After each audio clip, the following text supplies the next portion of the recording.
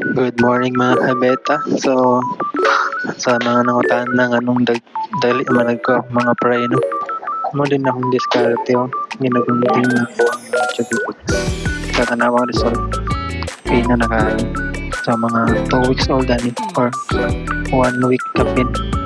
Makaon ang ganyan nila. Pas-pas kayong tuko. Basta sumipek sa anong ipahug sa atong beta fry. So, ano ginabuhat, ginagunting na ako. Pas-pas kayo pakunting oh. Medyo yun siya. Hago kaya pagkatabaw pero para pas-pas na gid mo ako ang fry. So, yun ang ginagunting. Kaya sa good kung directly mo Juvipex ay maog mo si mga fry. Mga chok sila. So, dahilan siya sa mamatay.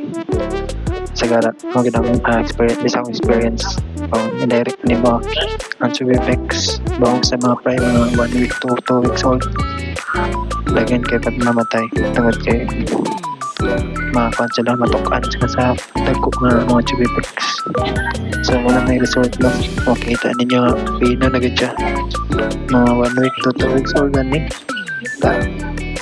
paano kaya ba nang makaon na gud nila kaya sila machok. Then, di basta-basta mamatay. Bisag nahakat na niya siya. Ang ako na po nang ginugunting is dapat makaya na nagulot sa isakadlaw para di po mapulot ang tubig. So, para po guys, thank you kayo. Happy beta keeping. Sunod na po.